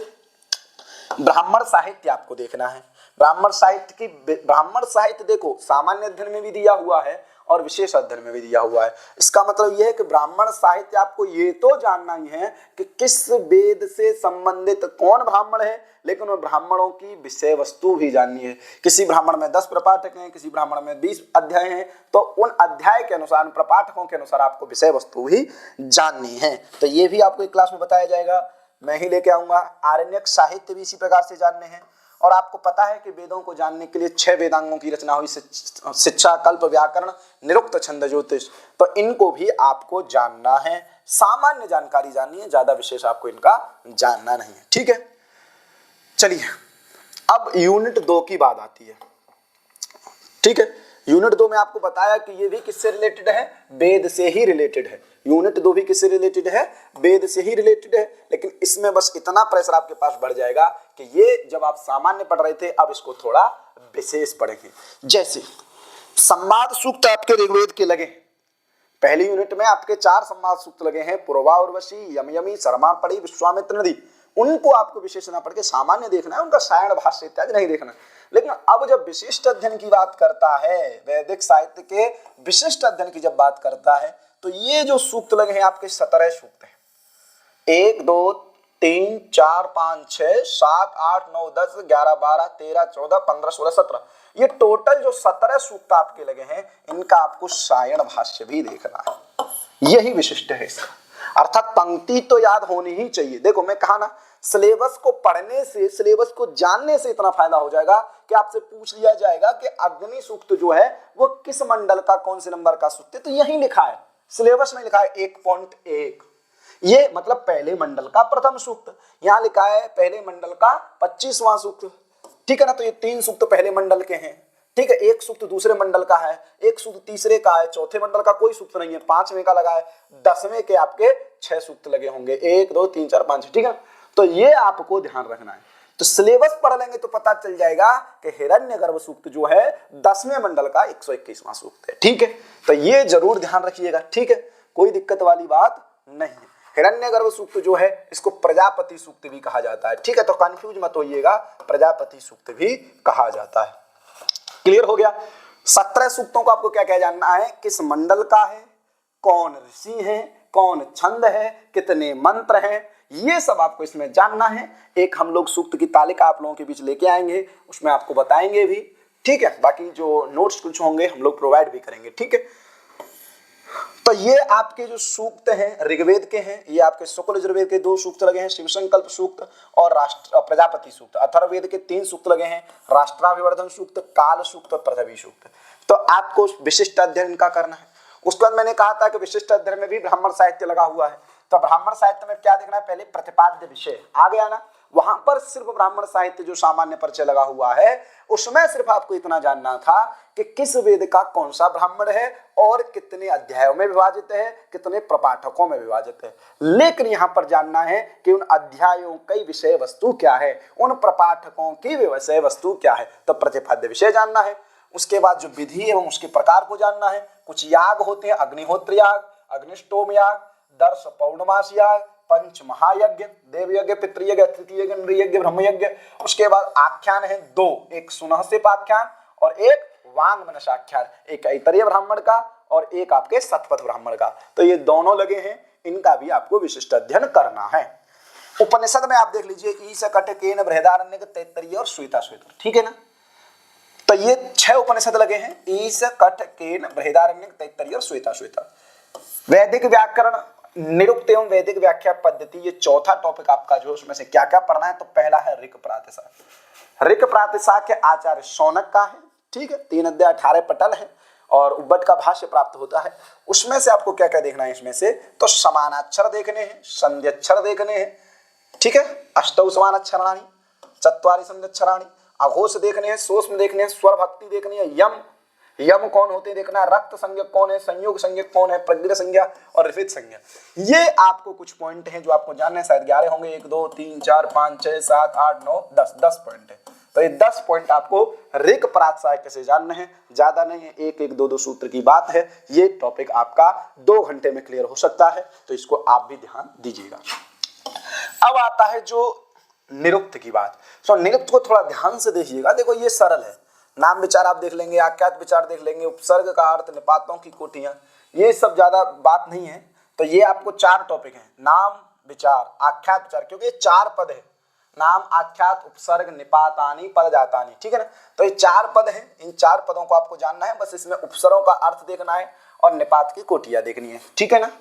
उसके बाद निरुक्त अध्ययन के प्रयोजन, कौन कौन से निरुक्त अध्ययन के प्रयोजन है, निरुक्त अध्ययन का प्रयोजन क्या है, निरुक्त को क्यों पढ़ना चाहिए, इसके प्रयोजन हम लोगों को मिल जाएंगे। निर्वचन के सिद्धांत जानने हैं, 5 सिद्धांत जानना है और इन आचार्यों की व्युत्पत्ति जाननी है, ठीक है। मतलब इन शब्दों की व्युत्पत्ति जाननी है, आचार्य शब्द की व्युत्पत्ति जाननी है, वीर शब्द की व्युत्पत्ति जाननी है। और व्युत्पत्ति साथ साथ ऐसा भी देख लीजिएगा, अगर आपके पास बुक हो तो ये जरूर देख लीजिएगा कि किसका कितने बार नाम आया है। जैसे पिछली बार पूछ लिया था कि मेघ के कितने नामों की निरुक्त में चर्चा है, तो 30 नामों की चर्चा है। उसी प्रकार आप अन्य के भी नाम देख लीजिएगा, ठीक है। उसके बाद आता है निरुक्त अध्याय 7वां दैवत कांड। ये 7वें अध्याय कुछ चीज आपको देख लीजिएगा और परीक्षा का समय बहुत नजदीक है, तो इतने टॉपिक जरूर क्लियर कर लीजिएगा। 7वें अध्याय को थोड़ा चलती नजर से देख लीजिएगा, ठीक है। वैदिक स्वर लगे हैं आपके, उदात्त अनुदात्त स्वरित, ठीक है ना। कैसे सामवेद में कैसे स्वर होते हैं, कृष्ण यजुर्वेद में कैसे स्वर होते हैं, ये आप देख लीजिएगा। अब देखो वैदिक व्याख्या पद्धति, इसमें आपको भाष्यकार, अनुवादक, टीकाकार, इन सबों को देखना है, ठीक है। व्याख्या पद्धति, प्राचीन कौन भाष्यकार थे, अर्वाचीन कौन भाष्यकार है, ठीक है, ये पूछ लिया जाएगा। सबसे ऋग्वेद का सबसे प्राचीन भाष्यकार कौन है, उनके भाष्य का नाम क्या है, उनका समय क्या है। समय से पूछ लेगा कि आप दे देगा 4-5 भाष्यकारों के नाम कि इनको आप कालक क्रमानुसार सेट करिए, तो कालक क्रम पर भी विशेष ध्यान रखना। तो ये आपकी पहली और दूसरी यूनिट का सिलेबस था। पहली और दूसरी यूनिट का सिलेबस तो आपने भी देखा होगा, लेकिन अब इसमें जानना है कि इतने कम दिनों में आज हमारा मुख्य जो विषय था कि रणनीति कैसे बनाए। तो पहली दूसरी यूनिट की मैं आपको रणनीति बता रहा हूं। अब ध्यान से देखिएगा, जो लोग वीडियो देख रहे होंगे उनके लिए रामबाण साबित होगा। देखिए सिलेबस इतना विशाल है और पहली दूसरी यूनिट इतनी विशाल है, उसमें आपको मैंने कह दिया कि 2 चीज आप निकाल लीजिए, ठीक है। मैं आपको बता दे रहा हूं, मैं दोनों यूनिटों को लेकर चल रहा हूं, 2 चीज निकाल लीजिए। एक निकालिए आप सूक्त और एक निकालिए आप निरुक्त। सूक्त और निरुक्त। देखो सूक्त और निरुक्त, इन पहली और दूसरी यूनिट में जो अच्छे से पढ़ना है वो है सूक्त और निरुक्त। बाकी आप आवृत्ति इत्यादि से भी काम कर सकते हैं। जैसे सूक्तों का आप तरीका क्या रखिए, सूक्तों देखो जैसे हम लोगों ने पढ़ा, मैंने कहा वेदों का काल नोट से तैयार हो जाएगा, संहिता साहित्य नोट से, ब्राह्मण, आरण्यक और आपका कौन सा था वेदांग साहित्य, ये सब आपका नोट से तैयार हो सकते हैं। लेकिन सूक्त और निरुक्त की जब बात करते हैं तो सूक्त के लिए आप और निरुक्त के लिए आप बुक से पढ़ें। सूक्तों का क्या करें कि जब तक परीक्षा के 10 दिन बाकी रहे तब तक आप सूक्तों को सिर्फ आवृत्ति दें। अगर हम लोग जून 2023 को टारगेट कर रहे हैं, सिलेबस बहुत विशाल है, तो आपकी 20 मिनट में 17 सूक्तों की स्पीड करेंगे। पहले दिन ज्यादा होगी तो आधा घंटा 1 घंटा भी देंगे। तो सुबह उठ करके मेरी माने तो सबसे पहले क्या है, हमारे गुरुजी थे वो कहते थे कि जप्पी और तप्पी कभी नहीं पढ़ सकता है। जो ज्यादा जप करे और जो ज्यादा तप करे, ज्यादा जप करे तप करे और गप करे, ठीक है ना, तो ये कभी जप्पी तप्पी और गप्पी कभी पढ़ नहीं सकते। तो सुबह उठ करके अपने उसूलों को छोड़िए और सबसे पहले आप क्या करिए कि सुबह उठते ही पहले मैं वो जाता हूँ वो करता हूँ, तो नियम कायदा कानून छोड़ करके सबसे पहले आप पढ़िए। और रात को सोने से पहले अपने तकिए के नीचे या तकिए के पास अपने टेबल पर सूक्त के मूल टेक्स्ट जो हैं उनको ध्यान रख के सोइए। और सुबह उठ करके ही उन सभी 17 सूक्तों की आप क्या कर डालिए, 17 और 4 21, 4 आपके संवाद सूक्त। इन संवाद सूक्त, इन 21 सूक्तों की आप आवृत्ति करिए, ठीक है। आवृत्ति करेंगे तो मैं पक्का कहता हूं कि 25 दिन 20 दिन आपने आवृत्ति की तो आपकी जुबान पर इतना ध्यान जरूर हो जाएगा 4 ऑप्शनों में से कि हाँ ये पंक्ति इस सूक्त की है। और इसमें से याद करने वाली और रटने वाली सूक्तों में यही चीज है कि ये किस मंडल का है, कौन से नंबर का सूक्त है और इसके कौन ऋषि हैं, कौन छंद है, कितने मंत्र हैं। ये 4 चीजें आप याद कर लीजिएगा, बाकी इसकी आवृत्ति दीजिएगा। अब मैंने ये क्यों कहा कि आप 20 दिन इनकी आवृत्ति कीजिए, परीक्षा में 1 महीना है, तब तक हम क्या करेंगे तो 10 दिन जो बचेंगे लास्ट के, उस दिन आप 2-4 सूक्त उठाइएगा। जैसे अग्नि सूक्त उठा लीजिएगा, वन उठा लीजिएगा, इंद्र उठा लीजिएगा, ठीक है। उसके बाद 3 उठाइएगा, बाकी एक आप 3 उठाइए भी, ठीक है ना। इन 3 सूक्तों का सायण भाष्य जरूर देख लीजिएगा। 3 सूक्तों का सायण भाष्य देख लीजिएगा तो इतने कम समय में आपकी ये, और जो लोग पहले से तैयारी कर रहे हैं वो तो अपनी तैयारी जैसे करते आ रहे करिए। जो लोग अभी तैयारी करना शुरू कर रहे हैं, जो अभी फॉर्म डाल के तैयारी में लगेंगे, वो इस प्रकार से तैयारी कर सकते हैं। उसके बाद निरुक्त का रहा, तो निरुक्त में आप टॉपिक रख लीजिए कि मैं आज निरुक्त के इस टॉपिक को पढ़ूंगा। एक टॉपिक आपने रख लिया। देखो ऐसा नहीं कि आप पहले वैदिक साहित्य को ही कंप्लीट कर रहे हैं तो वैदिक साहित्य में आप 20 दिन लगे रहे तो क्या 10 दिन में आप 4 यूनिटों को कंप्लीट कर लेंगे, नहीं होगा। तो आप रखिए कि मैं आज इस टॉपिक को क्लियर करूंगा। तो ये मुझे लग रहा है कि 1 या 2 घंटे भी आप कंटिन्यू पढ़ेंगे, रेगुलरली पूरे डेडिकेशन के साथ पढ़ेंगे तो आप ये एक टॉपिक पूरा कर लेंगे। तो मुझे लगता है 3-4 टॉपिक हैं तो ये आपका 4-5 दिन में निरुक्त कवर हो जाएगा, बहुत अच्छे से हो जाएगा, जिसको आप 1 या 10 दिन बाद रिवीजन कर सकते हैं, ठीक है। अब आती है इन टॉपिकों की बात। देखो उपनिषद साहित्य में 3 उपनिषदों को उठा लीजिए, ईश, कठ, केन और एक और उठा लीजिए तैत्तरीय। देखो तैत्तरीय उपनिषद जो है पद्यात्मक ना होकर के गद्यात्मक है, तो गद्यात्मक है इसलिए इसमें ज्यादा दिक्कत नहीं होगी। बाकी सभी जो हैं वो पद्यात्मक हैं। तो जो गद्यत की पंक्ति लगे, जिन पंक्ति में मतलब लौकिक प्रकार का छंद ना बने, मेरा कहने का मतलब ये है, बाकी मतलब मैं एक समझने की दृष्टि से बता रहा हूँ, है ये छंद वैदिक छंदों में, मतलब ये उपनिषद सभी वैदिक छंदों में। तो तैत्तरीय पद्यात्मक न होकर के गद्यात्मक है, तो इसकी पहचान आप कर सकते हैं। 2-4 बार 5 बार भी आप पढ़ेंगे इसको ध्यान से, तब भी आप समझ सकते हैं कि ये पंक्ति और कैसी पंक्ति है। आपको थोड़ा भी आप डेडिकेशन से पढ़ेंगे तो पता लग जाएगा कि अन्य उपनिषदों की अपेक्षा इस उपनिषद में कैसी पंक्तियां प्राप्त हो रही हैं। लेकिन ईश, कठ और केन, इन 3 उपनिषदों की आप डेली आवृत्ति करिए, ये पता चल जाएगा आपको कितनी ईश से कौन सी पंक्ति है, कठ से कौन सी पंक्ति है, केन से कौन सी पंक्ति है। ईश, कठ, केन इतने छोटे उपनिषद है कि आप 5-6 दिन इनको आवृत्ति दे लेंगे तो आपको ये आइडिया लग जाएगा कि इन उपनिषदों से कौन सी पंक्ति आती हैं। और बाकी बृहदारण्यक और श्वेता-श्वेतर से आप 10 पंक्तियां देख लीजिए तो आपको दिक्कत वाली बात नहीं होगी, कोई भी किसी भी प्रकार की दिक्कत नहीं होगी, ठीक है। तो इन 3 उपनिषदों को आप इस प्रकार से आवृत्ति देके काम कर सकते हैं।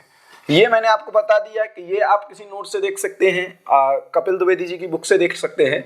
बाकी ये वाली बात जो है निरुक्त वाली बात, मैं आपको कहा हूं कि निरुक्त को और सूक्त को आप आवृत्ति दीजिए। परीक्षा से 10 दिन पहले सायण भाष्य देख लीजिए 3 सूक्तों का। बाकी इसको बुक से आप 2-2 दिन में एक टॉपिक करेंगे तो 4-5 दिन में ये खत्म हो जाएगा और इसमें कोई अन्य विशेष बात नहीं है। अब चलते हैं दर्शनों पर। अगली जो यूनिट है आपकी तीसरी और चौथी, वो है दर्शन की। मैं आपको बता चुका हूं कि दर्शन में दो चीजें, सामान्य और विशेष। आप सीयूटी पीजी की देखेंगे, अभिषेक भैया ने जो पहली क्लास दर्शन की पढ़ाई थी उसी को आप देखेंगे, बाकी हमारी नेट जेआरएफ के लिए क्लास आएंगी तो वैदिक और अवैदिक दो प्रकार के दर्शनों की चर्चा की गई थी। उसमें से वैदिक में देखोगे सांख्य, योग, न्याय, वैशेषिक, पूर्व मीमांसा, उत्तर मीमांसा। अवैदिक में देखोगे तो चारवाक, जैन और बौद्ध। इन दर्शनों में देखिए प्रमाण मीमांसा, तत्व मीमांसा, आचार मीमांसा आपको सामान्य अध्ययन में पढ़नी है। अर्थात चारवाक, जैन, बौद्ध कौन कौन से प्रमाण मानता है, कौन कौन से तत्व मानता है, कौन कौन सी आचार मीमांसा मानता है। तत्व मीमांसा मतलब पदार्थ मीमांसा, पदार्थ प्रमाण मीमांसा मतलब जिनके द्वारा ज्ञान किया जाता है। आचार मीमांसा का मतलब है वाद सिद्धांत, पीलूपाक कौन मानता है, पीठरपाक कौन मानता है, भूत चैतन्यवाद कौन मानता है, अख्यातिवाद कौन मानता है, सत्कार्यवाद कौन मानता है। ये सब आपको इसमें देखना पड़ेगा। न्याय सांख्य, योग, वैशेषिक, मीमांसा, पूर्व मीमांसा और उत्तर मीमांसा, इसके अनुसार आपको प्रमाण मीमांसा, तत्व मीमांसा, आचार मीमांसा देख लेना है। अब देखिए दर्शनों का ही लगा है विशिष्ट अध्ययन। सबसे अच्छी बात यह है कि 73 कोड की अपेक्षा संस्कृत के 25 कोड में यह अच्छी बात है कि यहाँ पर बुक दी हुई है। सांख्य कारिका, वेदांत सार, तर्क संग्रह, तर्क भाषा, अर्थ संग्रह, योग सूत्र, ब्रह्म सूत्र, मुक्तावली और सर्वदर्शन संग्रह। इन बुकों से आपको ये फायदा हो जाता है कि ये बुक देखो, किसी को सांख्य कारिका, तीन चीज मैं आपको बता दे रहा हूं, सांख्य कारिका, वेदांत सार और तर्क संग्रह, ये तीन आपको क्या होना चाहिए, याद होना चाहिए। जिसको याद है बहुत अच्छी बात है, जिसको याद नहीं है तो वो याद ना करे। जिसको याद है वो उसको बहुत अच्छी बात, जिसको याद है वो कम समय बचा है परीक्षा का तो याद ना करे, वो इन टॉपिकों को देखे। जो जो इन बुकों से टॉपिक लगे हैं उन टॉपिकों को पढ़े। जैसे तर्क संग्रह, तर्क भाषा, ये कोई न्याय वैशेषिक के ग्रंथ नहीं है कि तर्क संग्रह न्याय का है कि वैशेषिक का है, तर्क भाषा न्याय का वैशेषिक, ऐसा नहीं है। तर्क संग्रह, तर्क भाषा, न्याय और वैशेषिक के प्रकरण ग्रंथ कहे जाते हैं। जैसे पदार्थ आपको पढ़ने हैं तर्क संग्रह, तर्क भाषा के अनुसार। तर्क संग्रह में 7 पदार्थों की चर्चा है जो वैशेषिक मानता है, तर्क भाषा में 16 पदार्थों की चर्चा है जो न्याय मानता है। तो पदार्थ, कारण, प्रमाण बहुत अच्छे से देखने हैं और प्रामाण्यवाद और प्रमेय देखना है। जैसे तर्क प्रमाण क्या है, प्रत्यक्ष, अनुमान, उपमान, शब्द, ये न्याय 4 प्रमाण मानता है। अगर वैशेषिक की बात करें तो प्रत्यक्ष, अनुमान, ये 2 ही प्रमाण मानता है। ठीक है, 2 प्रमाण मानने वाले जैन, बौद्ध और वैशेषिक, ये 3 है। ठीक है, उसके बाद सत्कार्यवाद, पुरुष स्वरूप, प्रकृति का स्वरूप, सृष्टि क्रम, प्रत्यय इत्यादि को आप देख लीजिए। अगर इनके सामान्य परिचय की जब हम बात करते हैं ना, तो किसी भी बुक का, दर्शन ही नहीं, किसी भी यूनिट का कोई भी बुक आप पढ़ रहे हैं तो उससे पहले उसकी भूमिका को जरूर समय दीजिए। उसकी जो लेखक के द्वारा जो भूमिका लिखी गई है वो गागर में सागर का काम करती है। उस भूमिका से काफी चीज आपको स्पष्ट हो जाती है, तो उस भूमिका को आप जरूर देखिए। और जो शुरुआत होती है जहां से टेक्स्ट की, उसकी भी 2-4 पेजों को आपको पढ़ लेना चाहिए। देखिए लोगाक्षी भास्कर की अर्थ संग्रह लगी है, जैसे पता चल रहा है कि अर्थ संग्रह मतलब अर्थ संग्रह संपूर्ण पढ़नी है क्या, तो नहीं, मैं आपको बता दे रहा हूं कि अर्थ संग्रह में सबसे पहले मंगलाचरण को, वासुदेव रमाकांतम नत्वा लोगाक्षी भास्कर कुरुते जैवनिनय प्रवेशाय अर्थ संग्रह, अर्थ संग्रह के मंगलाचरण को पढ़िए। उसके बाद वेद प्रतिपाद्य प्रयोजन अर्थो धर्म, चोदना लक्षणों अर्थो धर्म, इन दोनों धर्म के लक्षणों को पढ़िए। भावना के विचार को पढ़िए। उसके बाद भावना का जो विचार किया गया है वहां पर अर्थ संग्रह में, उसके बाद आप चलेंगे तो वेद के 5 भाग लोगाक्षी भास्कर करते हैं। विधि, ठीक है, विधि के बाद मंत्र, नामधेय, निषेध, ठीक है ना, और अर्थवाद, ये 5 भेद लोगाक्षी भास्कर वेद के करते हैं। तो विधि में आप जान लीजिए, पहले सामान्य विधि को जानिए, गुण विधि जानिए, विशिष्ट विधि जानिए। उसके बाद आप उसकी उत्पत्ति विधि, विनियोग विधि, प्रयोग विधि, अधिकार विधि को जानिए। इन विधियों को जानिए, विधियों के उदाहरणों को जानिए, विधियों के लक्षणों को जानिए, और विनियोग विधि और प्रयोग विधि में जो 6 प्रमाण हैं उनको जानिए। ये मैं 23 के लिए बता रहा हूं, इतना सामान कि आप 23 में इतने कम समय में सिलेबस कवर करना है, तो इन पॉइंटों को आप देख सकते हैं। मंत्र की बात करते हैं तो मंत्र का लक्षण क्या है, द्रव्य देवता, स्मारका, मंत्राहा। मंत्र में कौन कौन सी विधियां आई हैं, तो नियम विधि आई है, अपूर्व विधि आई है और परिसंख्या विधि आई है। इनके उदाहरणों को आप देख लीजिए। जैसे आप देखेंगे तो अग्निहोत्रम जुह्यात, ददना जो होती, व्रीहिन अवहंती, अग्निहोत्र जुह्यात स्वर्ग कामः और पंचमंचन खावच्य। नामधेय में देखिए तो नामधेय किसे कहते हैं, तो व्यावर्तकम वाक्यम नामधेयत्वम, जो दूसरे से अलग कराता है वो नामधेय होता है। जैसे उद्भिदा यजेत पशुकाम, लक्षण देखिए, उदाहरण देखिए। उसके बाद इसके निमित्त चतुष्टय, 4 जो भेद किए गए नामधेय में उनको देखिए। निषेध में निवर्तकम वाक्यम निषेध वाक्यम, तो जो निषेध का वाक्य है उसके उदाहरण है नकलंजम बच्छेद इत्यादि को देखिए। अर्थवाद देखिए, अर्थवाद के वैर वैछे पिष्टा देवता इत्यादि देखिए। अर्थवाद का लक्षण देखिए, प्राशस्य निंदा नेत्र प्रवाक्यम अर्थवाद देखिए। गुणवाद भूतार्थवाद अनुवाद, इनके भेदों को देखिए। ठीक है, तो इस प्रकार से अर्थ संग्रह के आप मूलभूत टॉपिकों को आप देख सकते हैं। अब देखिए पतंजलि का योग सूत्र लगाया, पतंजलि जी का जो योग सूत्र लगाया उसमें एक ब्रैकेट में लिखा है व्यास भाष्य। तो व्यास भाष्य पतंजलि का योग सूत्र 4 पादों में जो विभक्त है उसमें से कुछ टॉपिक आपको पढ़ने हैं। चित्त भूमि, चित्तवृत्तियां ये आपको समाधि पाद में मिल जाएंगी। ईश्वर का स्वरूप समाधि पाद में मिल जाएगा। योगांग साधन पाद में मिल जाएगा। समाधि साधन पाद में मिल जाएगी, समाधि पाद में मिल जाएगी। और कैवल्य आपका कैवल्य पाद में मिल जाएगा। तो ये देखो चित्त भूमि, चित्त मूल, विक्षिप्त, एकाग्र, निरुद्ध, इनका क्रम भी ध्यान रखना है। क्रम भी कई बार परीक्षा में पूछा गया है। प्रमाण, विपर्य, विकल्प, निद्रा, स्मृति, ईश्वर का स्वरूप, क्लेश, कर्म, विपाका से अपरामृष्टा, पुरुष विशेष ईश्वर, योगांग, यम, नियम, आसन, प्राणायाम, प्रत्याहार, धारणा, ध्यान, समाधि, कैवल्य। तो इस प्रकार से इन टॉपिकों को देखना है और इन टॉपिक का जो व्यास भाष्य है उसको देखना है। तो इस प्रकार से आपका योग सूत्र हो जाएगा। वादरायण ब्रह्म सूत्र में 4 सूत्र आप देख लीजिए, काफी है। अथा तो धर्म जिज्ञासा से लेकर के आपका तत्व समन्वयात तक 4 सूत्रों को देख लीजिए। और ब्रह्म सूत्र का जो अध्यास भाष्य है वहां से भी परीक्षा प्रश्न पूछे जाते हैं। 1.1 में वो नहीं आता, लेकिन अध्यास भाष्य से प्रश्न पूछे जाते हैं। अध्यास भाष्य को भी आपको देख लेना है। अब न्याय सिद्धांत मुक्तावली में लोग क्या करते हैं, कारकावली समझ करके उसकी 14-15 कारकाओं को देख लेते हैं। लेकिन आपको न्याय सिद्धांत मुक्तावली का जो गद्य है, वास्तव में जो न्याय सिद्धांत मुक्तावली है जिसकी व्याख्या है उस पर भी आपको नजर डालनी है। ठीक है, सर्वदर्शन संग्रह आप देख लीजिए, जैन मत, बौद्ध मत। सर्वदर्शन संग्रह जो लोग पहली बार परीक्षा दे रहे हैं और जिन लोगों को भी आइडिया नहीं है, तो जैन मत बौद्ध मत में आप घबराए नहीं, पुस्तक इतना देख के नहीं घबराएं। तो जैन मत बौद्ध मत को हमारी टीम आपके सामने लाएगी। टीम हमारी सब टॉपिकों पे आपकी चर्चा लाएगी। लेकिन जैन मत बौद्ध मत कुछ टॉपिक ऐसे हैं जिनको हम पहले प्रायोरिटी देंगे, जो व्यक्ति को समस्या देते हैं। आप सांकारिका की बुक आपके पास होगी, जो आप नेट जेआरएफ की बुक परीक्षा दे रहे हैं तो ये बुक आपके पास होती है। लेकिन जैन मत बौद्ध मत थोड़ी आपको समस्या हो सकती है, तो ये चीज हम आपके सामने लाएंगे। तो दर्शन में आप ध्यान रखिए 3 की आप आवृत्ति दे सकते हैं। टॉपिक वाइज टॉपिक आपको क्लियर करना पड़ेगा कि इस टॉपिक को मैं इस दिन पढ़ूंगा, ये आपको टाइम टेबल अपना सेट करना पड़ेगा। चलते हैं आगे। अब देखिए अगली जो यूनिट आती है वो आती है व्याकरण की। तो व्याकरण यूनिट और साहित्य यूनिट पूरे यूजीसी नेट जेआरएफ के सिलेबस में बड़े हैं। तो व्याकरण के टॉपिक को आपको ध्यान देखना है कि पढ़ना किस तरीके से। अभी तक जो टॉपिक जैसे दर्शन हुआ, धर्मशास्त्र हुआ, वेद हुआ, ये फैक्चुअल है, रट के काम चल जाएगा। लेकिन यहाँ रटने के साथ साथ आपको समझ चाहिए, रटने के साथ साथ आपको समझ चाहिए। क्योंकि रट कितना रटेंगे, इस यूनिट में कितना रटेंगे, एक एक शब्द के बहुत बहुत रूप हैं, धातु रूप, शब्द रूप, क्या क्या रटेंगे। तो इसलिए इसका सामान्य अध्ययन में देखो पहले चर्चा कर लेते हैं। सामान्य अध्ययन में आपके लगा है व्याकरण और भाषा विज्ञान। तो देखो कुछ आचार्य हैं व्याकरण है, कुछ वैयाकरण है, कुछ व्याकरण के आचार्य हैं। इनको आपको क्या जानना है, जैसे आपको पाणिनि, कात्यायन, पतंजलि, भर्तृहरि, वामना, जयदत्त, भट्टोजी दीक्षित, नागेश भट्ट, जैनेन्द्र, कैयट, साकटायन, हेमचंद्र सूर्य, सारस्वत व्याकरण का। ठीक है, तो ये जो आपके आचार्य लगे हैं, इनका जन्म कहाँ हुआ, कौन से सन में हुआ, कौन इनकी उपाधि है, कौन इनकी कृतियां हैं, कौन इनके माता थी, कौन इनके पिता थे, ये सब आपको इनके विषय में जानना है। क्योंकि परीक्षा में इनका क्रम भी पूछ लिया जाता है, कालक क्रम के अनुसार भी परीक्षा में पूछ लिया जाता है कि चाहे कृतियां दे दी जाएंगी, चाहे आचार्यों के नाम दे दिए जाएंगे। तो ये भी आप जान लीजिएगा। पाणिनि शिक्षा आपको कुछ कारिकाओं को भी जानेंगे तो काम चलेगा। भाषा विज्ञान का टॉपिक आपके सामने संस्कृत स्पेस की टीम का जो क्लास आएगी उसी को देखेंगे तो काम चल जाएगा। अब विशिष्ट अध्ययन की बात करते हैं।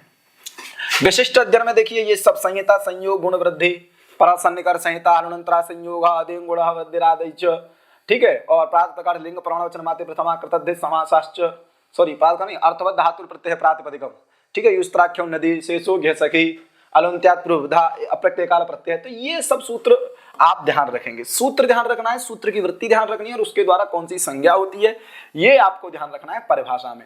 जैसे आपने देख लिया सवर्ण संज्ञा, तो सवर्ण संज्ञा का मतलब ये नहीं है कि आप तुल्यास्य प्रयत्नम सवर्णम को ही ध्यान रखेंगे, आपको रिल रिवर निगमित सावर्ण्यम वाच्यम को भी ध्यान रखना है।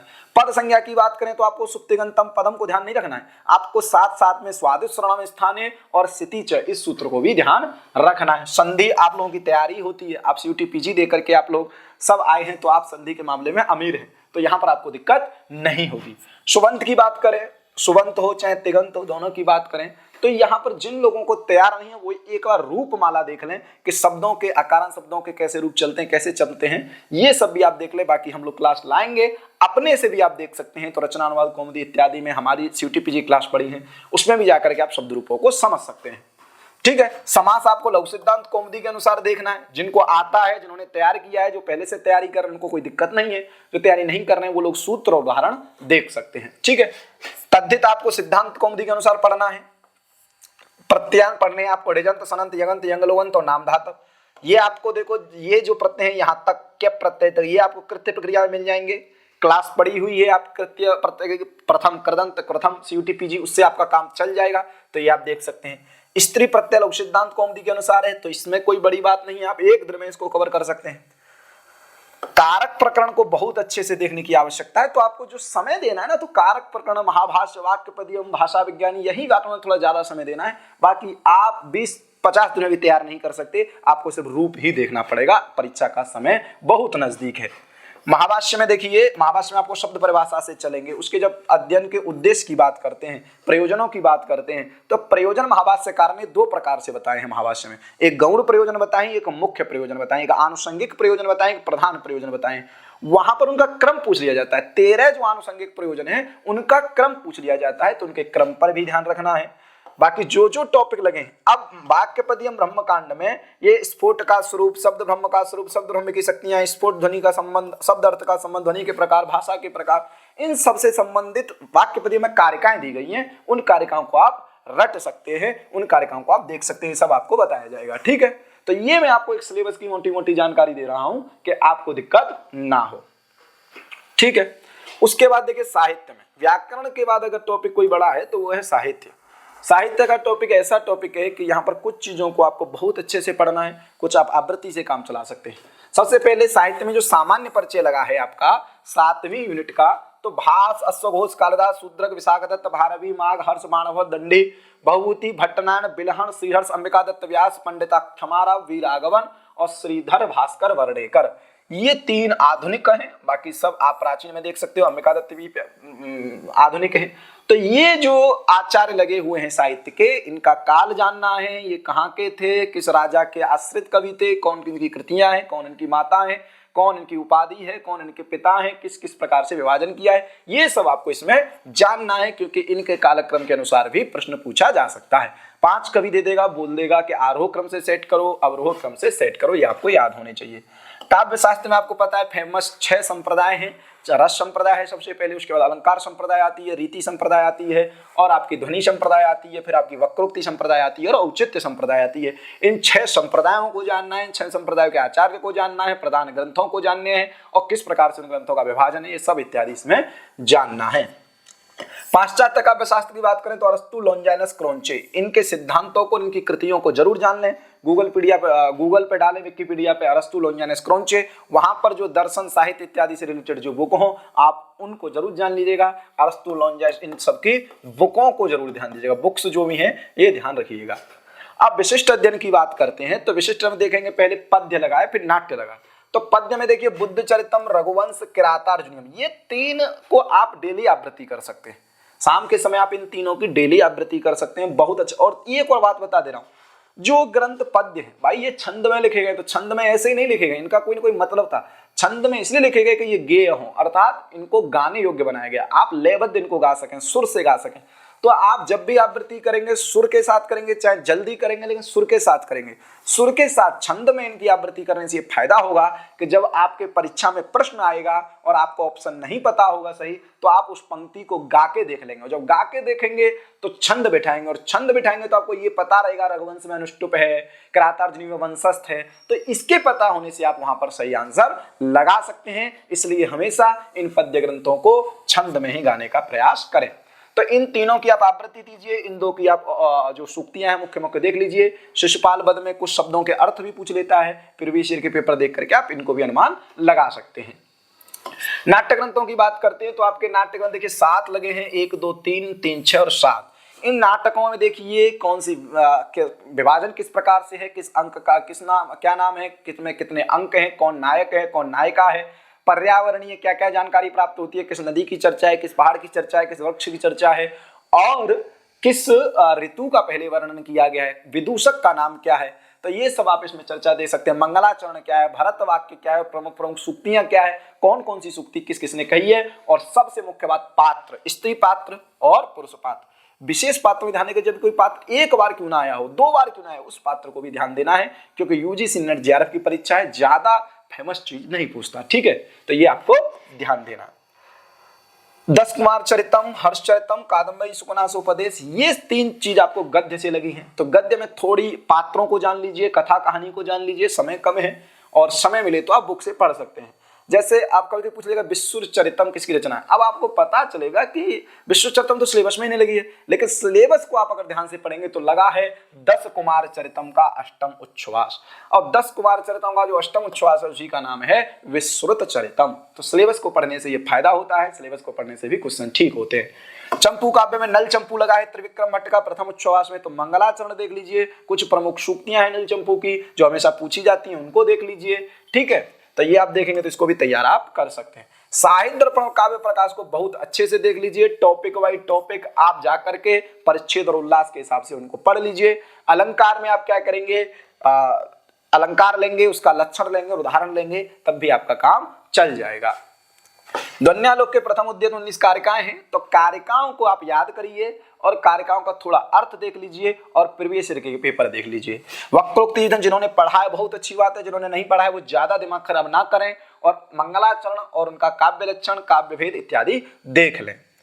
नाट्य शास्त्र को आप देख सकते हैं, 10 रूपक को आप फैक्चुअल है 10 रूपक, अर्थोपक्षेपक कौन है, कार्यावस्थाएं कौन है, 5 संधियां कौन है, वो उनका लक्षण क्या है, तो ये सब इसमें विशेष देखने की बात है। मंगलाचरण क्या है, ठीक है, वृत्तियां किस प्रकार से बताई गई हैं, कौन से रस का कौन सा देवता बताया गया है, कौन सा स्थायी भाव बताया गया है, ये सब आप इससे देख सकते हैं। छंद परिचय में ज्यादा कोई बड़ी बात नहीं है, कौन सा छंद और कौन उसका उदाहरण, ये सब आप देखेंगे तो काम चल जाएगा।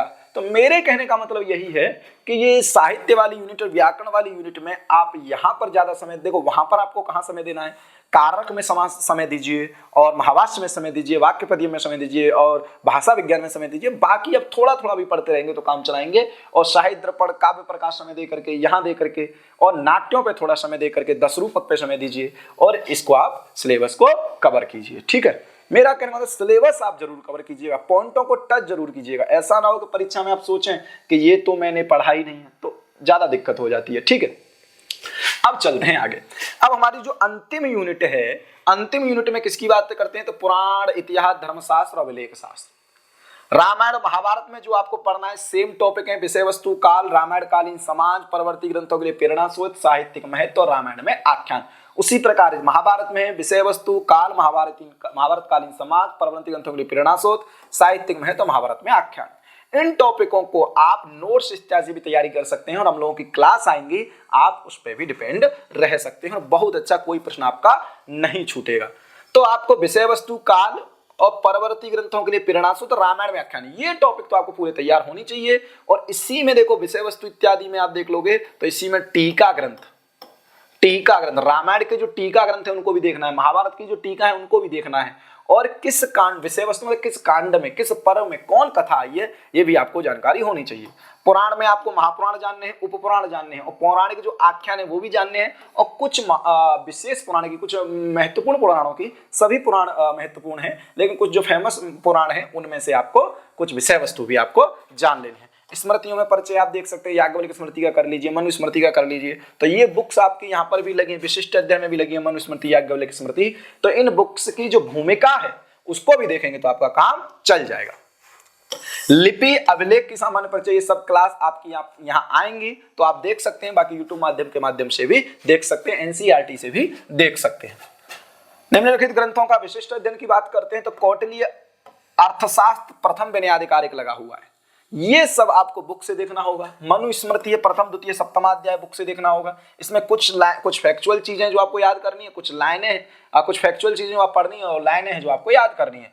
याज्ञवल्क्य स्मृति में 3 अध्याय हैं, आचार अध्याय, व्यवहार अध्याय, प्रायश्चित्त अध्याय, जिसमें व्यवहार अध्याय 25 प्रकरणों बटा हुआ है, वो आपको देखना है। लिपि एवं अभिलेख, देखिए ये टॉपिक आपके लगे हुए हैं तो ये टॉपिक आपको पूरा पढ़ना है।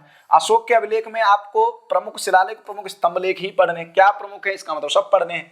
मौर्योत्तरकालीन अभिलेख और गुप्तकालीन और गुप्तोत्तरकालीन अभिलेख में जो लगे हैं वो पढ़ने। इसका मतलब ये नहीं है मौर्योत्तरकालीन अभिलेख सभी पढ़ डालें, नहीं, आपको जो जो टॉपिक में लगे हैं, 1 ये लगा है, 2 3 ये लगे हैं, 1 2 ये लगे हैं, 2 3 4 ये लगे, तो आपको 4 और 3 ये देखने हैं और मौर्योत्तरकालीन में, गुप्तोत्तरकालीन में, ठीक है।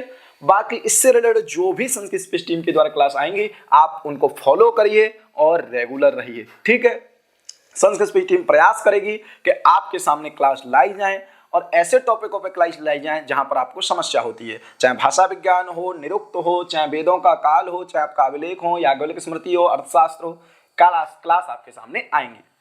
अब देखिए, अब जो मैं बताने जा रहा हूं आप ध्यान से सुनिएगा। देखो कभी कभी क्या होता है कि आप परीक्षा तैयारी कर रहे होते हैं लेकिन वो सही दिशा में जा रही है या नहीं जा रही है, ये बहुत महत्वपूर्ण होता है। तो मैं आपसे कहना चाहूंगा कि आप आज की डेट जब इस वीडियो को देखें उसके बाद एक चीज डिसाइड करें, आप पूरे सिलेबस को 3 भागों में बांटें अपने अनुसार। कितने भाग बांटना है? 3 भागों में। 3 भाग कहने का मतलब है, एक तो वो भाग बनाइए कि जो आपने देखा नहीं है, जो आपने देखा नहीं है, समझ में आ रहा है? जो आपने अर्थात पूरे पाठ्यक्रम से, पूरी 10 यूनिटों से आप एक भाग ऐसा बना के चलिए जो आपने अभी तक देखा ही नहीं है। अन्ना मैंने आप बोलेंगे मैंने विश्वचरितम अभी तक देखा ही नहीं है, कैसा होता है। मैंने नल चंपू देखा ही नहीं है, कैसा होता है। मैंने तिगंत को अभी तक छुआ ही नहीं है, क्या होता है। मैंने कौटिल्य के अर्थशास्त्र को तो पलटा ही नहीं है, देखा ही नहीं। तो एक ऐसा टॉपिक बनाइए और पूरे सिलेबस में से वो हर यूनिट से निकाल के देखिए कि क्या क्या सिलेबस है जो आपने देखा तक नहीं है, उसको पढ़ा तक नहीं है। दूसरे में आप बनाइए कि पढ़े तो हैं लेकिन तैयार नहीं है। पढ़े तो हैं लेकिन तैयार नहीं है, अर्थात वहां से क्वेश्चन आ जाएगा तो ये तो समझ में आएगा कि ये पढ़ा है मैंने, लेकिन क्या है इसका आंसर ये समझ में नहीं आएगा। तो एक ऐसा बनाइए कि जो पढ़ा है लेकिन तैयार नहीं है। तीसरे भाग में आप उनको रखिए जो पूरी तरह तैयार है, पूरी तरह तैयार है, जो आपको क्या है, पूरी तरह तैयार है। एक ऐसा बनाइए कि यहां आपको कोई दिक्कत नहीं है, पूरी तरह तैयार है। तो ये 3 आपको जब आगे रहेंगे तो पूरी तरह जो पार्ट तैयार है उसके लिए आपको दिक्कत वाली बात नहीं है। आप सिर्फ रिवीजन करिए, संडे को आप रिवीजन करिए। दूसरी की बात करें, पढ़े तो हैं तैयार नहीं है, इसको आप टाइम मान लीजिए। जितना आपके पास निकल के आए कि मेरे पास 10 टॉपिक ऐसे आए जो मैंने तैयार नहीं, उसके हिसाब से आप डिवाइड कर लीजिए कि मेरे को 2 घंटे 3 घंटे इन टॉपिकों को पढ़ना है, पढ़ा है, तैयार करना है, कंठीकरण करना है या बुद्धिकरण करना है, ये आप ध्यान रखिए। लेकिन सबसे ज्यादा जो ध्यान देना है वो ऐसे टॉपिक, मेरा मानना ये है कि भाई यूजीसी नेट जीआरएफ में आपके 80 क्वेश्चन टच होने चाहिए। 80 क्वेश्चन जब टच होने के लिए आपको प्रत्येक टॉपिक पढ़ना पड़ेगा। प्रत्येक टॉपिक पढ़ना है तो जो आपने पढ़ा नहीं है, देखा नहीं है, उस टॉपिक को आप प्रायोरिटी दीजिए और उस टॉपिक को ध्यान से पढ़िए। क्योंकि ये जब आएगा, इस तीसरे भाग से जब प्रश्न आएंगे तो आपका 100% सही होंगे।